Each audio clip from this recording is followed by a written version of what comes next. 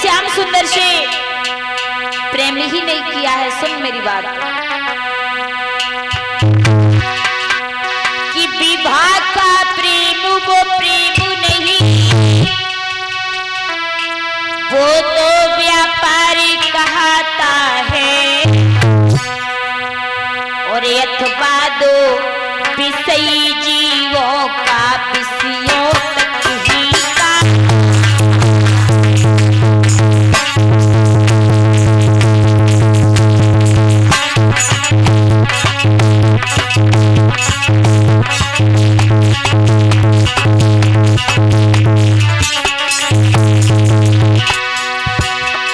राधा ने ललता से कहा है, प्यारी बहन ललता,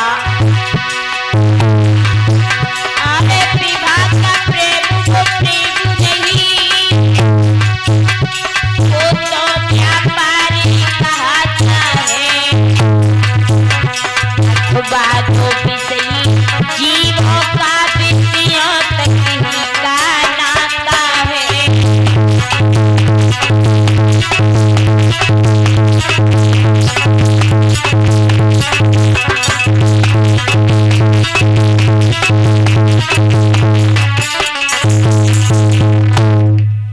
इस तरह से राधा ने ललता से कहा है। तो ललता कहने लगी, तेरे कन्हैया कहाँ है? पीछे को बतला रहे हैं, आगे आए। जवाब दिया है कि मेरे श्याम तो हर जगह ही रहते हैं, और जो पीछे व्यास वंश के पीछे जो भैया बातचीत कर रहे हैं वो आगे आ जाएं, अन्यथा चुप हो जाएं, बहुत आवाज आ रही है। महाराज जब ललता ने कहा कन्हैया कहाँ है, किस जगह रहते हैं, तो राधा ने कहा कि मेरे श्याम तो हर जगह पर रहते हैं ललता। मेरे कन्हैया कि कीर्तन जिनका होता होगा, होगी न कपट की चाल, जहां नाचते मिलेंगे ओरियाली यशोदानंदन गोपाल, वहां जहां पर मेरे श्याम का कीर्तन होता होगा, जहां भगवान की कथाएं होती होगी, भगवान का सत्संग होता होगा, मेरे कन्हैया वहीं पर नाचते प्रकट होकर के मिल लेंगे। इस तरह से राधा ने कहा है और बोली है बहन ललता कि रखा होगा आराधन से जहाँ प्रेम परोसा थाल, जहाँ हे बहन मिलेंगे प्रेम बसी यशोदानंदन गोपाल, वहाँ जहाँ मेरे कन्हैया का प्रेम का परोसा थाल रखा होगा।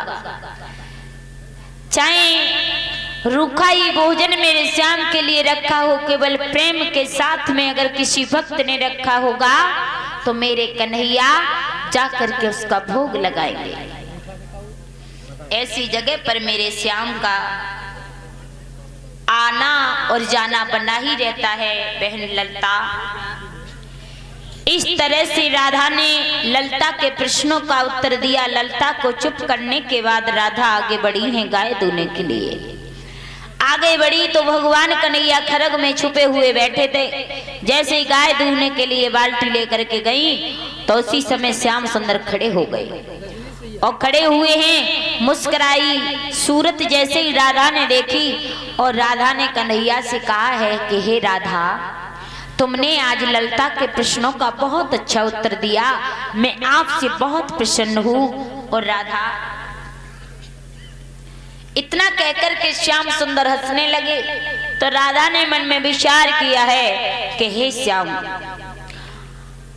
आज मैंने तुम्हारी इस छवि को देखा है, तिरछी नजर और मुस्कुराते हुए चेहरे को देखा है, तो आज के बाद मैं अपने नेत्रों से किसी और के चेहरे को नहीं देखूंगी कन्हैया।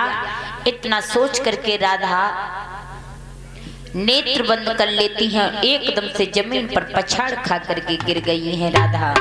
श्याम सुंदर सो वहां से राधा को दर्शन देने के बाद चले गए हैं। अब राधा खरक में जब गिर गई तो शीला, सुशीला, ललिता, विशाखा, उर्मिला, चंद्रा सभी भाग भाग करके सखियां राधा के पास में आ गई और 101 रुपए उदयवीर यादव तारापुर से भगवान की कथा में 101 रुपए दान कर रहे हैं। भगवान से सुख शांति की कामना करेंगे। बोलिए गोविंद भगवान की। आज उसी समय सभी सखियां राधा के पास आई गई और सोचने लगी लली राधा को पता नहीं जिन्हें कहा होगा। ललता कहने लगी अभी तो हमसे राधा खड़ी खड़ी बतला रही थी, लेकिन इतनी सी देर मालूम ने कहा होगा काय को बेहोश हो गई। देखा है तो ठंडा शीतल शरीर पर गया है। अब तो सभी सखियां अपने मन में घबराने लगी, लेकिन राधा को यानी कि ललता को राधा के बारे में जो हुआ था वो सब कुछ मालूम था। कुछ सखियों ने जाकर के कीर्ति को बता दिया। मैया कीर्ति भाग करके आ गई, अपनी बेटी राधा को गोद में उठा लिया और गोद में उठा करके विलाप करने